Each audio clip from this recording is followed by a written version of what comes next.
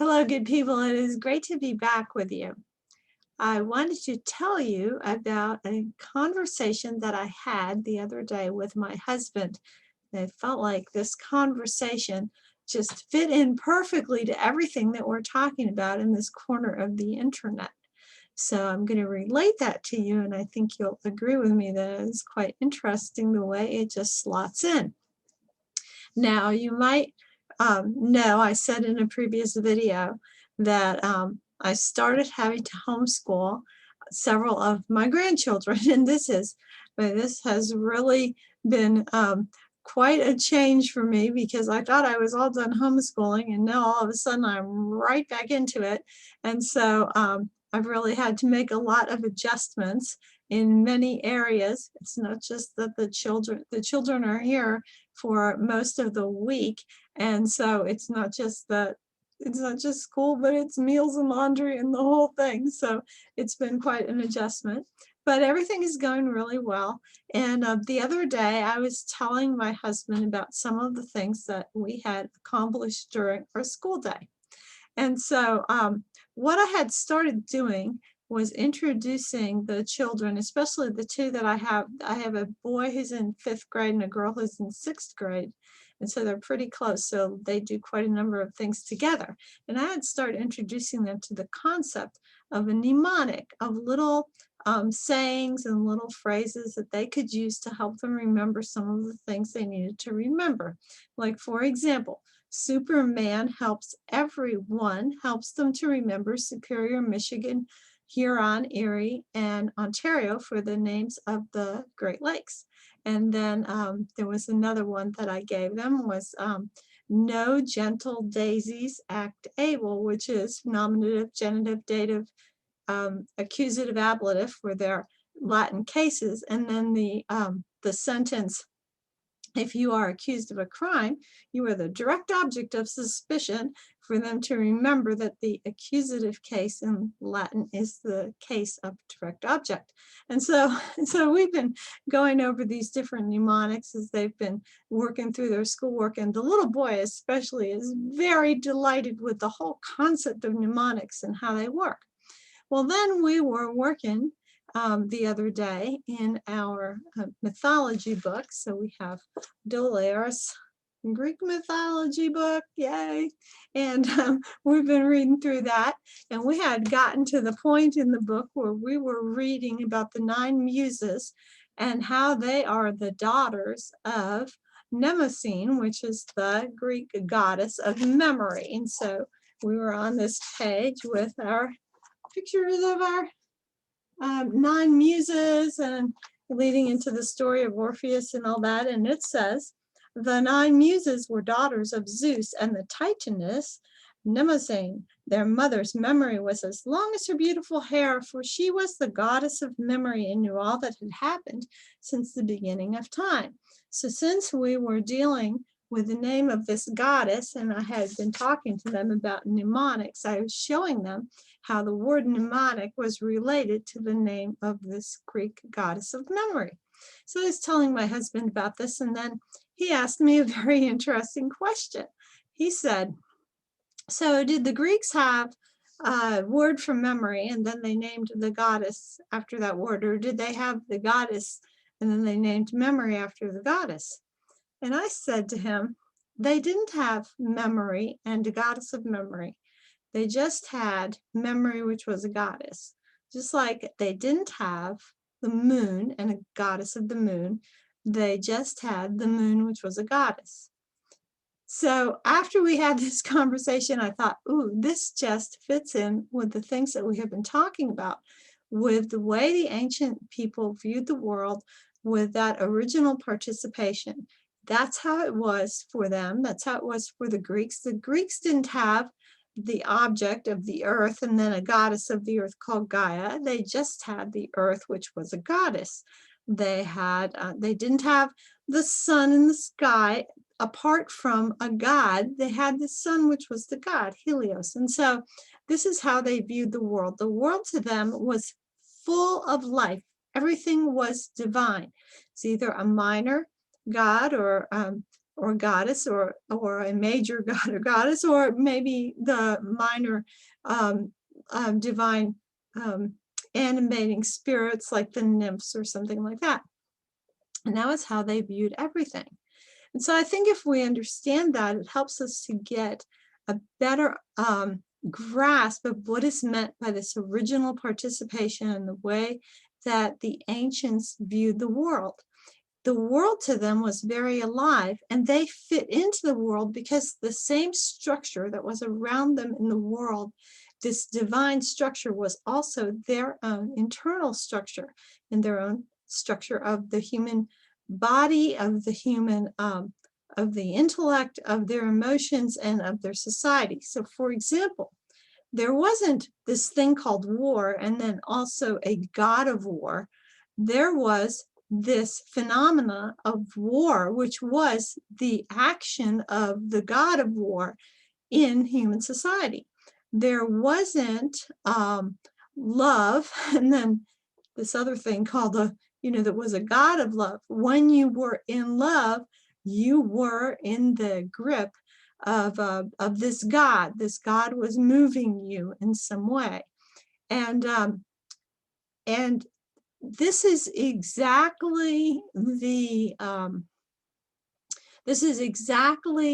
the perception of the way the world works that we have lost in our scientific image of the world and of ourselves. The world has become dead, and then the human being has become also a dead object. So how can we overcome this sense of living in a dead world, of being ourselves dead objects? How can we overcome that, and how can we get back to this with our children? How can we help our children to recover some sense of being in a living world, beings in a world of beings? I think one of the best ways to do it is to read the old stories, immerse our children in the old stories. So I'm doing this book of Greek myths with the kids, and we're also reading through the Old Testament. Also, the old stories help to capture that, especially if you don't turn around and analyze them in some sort of modern literary theory kind of way, but you let the miraculous and mysterious elements of the story just shine forth and speak to the heart of the children. Oh, by the way, I want to show you, since I got this book here, pro tip. See this binding edge? All right, if you get, this is not how the book came. If you get books like this and your children have to use them for school, take them to Office Max or one of those office stores, and they'll put that kind of binder on the back of them, and then they lie flat when the kids are reading them. It makes life much simpler for them, so they're not trying to hold the book down and keep the pages flat when they're trying to do their schoolwork. Anyway, so reading the old stories. I think also one of the things we have to be aware of is not teaching our children too much science, and especially not the scientific method when they're young. Little children don't need to know the scientific method. They don't need to know how to do experiments and verify things and make sure that they have, established what the variable is that they're going to change and all this. They don't need to know how to work like scientists. You can learn all about that whole scientific method very quickly in high school. Boom, boom, boom. Your mind does not have to be trained to think in that way when you're like 6 or 7 or 8 years old, or even up into middle school. I think that if we can just keep our children away from that and keep them in stories and not try to train them as scientists when they're real young, that they'll have a better sense of being living beings in a living world, instead of training them to think that the only things that are true and real are those things upon which they can experiment, upon which they can make hypotheses and then measure the outcome, and that's true, that's real. And then they start to discount everything that doesn't fit into that paradigm.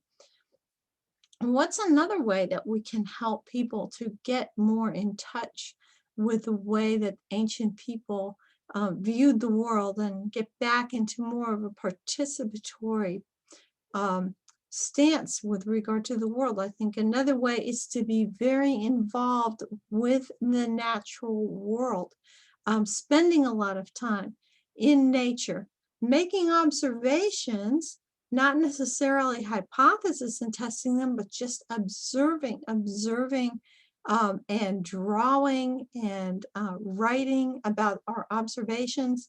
I think that that kind of thing, the old idea of keeping like nature journals and that sort of thing, is a very good way to put people in touch with the natural world. And also, of course, just dealing with nature in terms of, growing things and being around animals and all of that. There's a real a sense of aliveness in things that you only get if you have the actual direct contact with them. So for example, I have a bunch of blueberry bushes, and under the blueberry bushes, I have comfrey growing. Now, comfrey is quite the plant, and people say it's the homesteader's favorite plant, and it is for a number of reasons. First of all, it's medicinal. It's medicinal in its leaves and in its roots.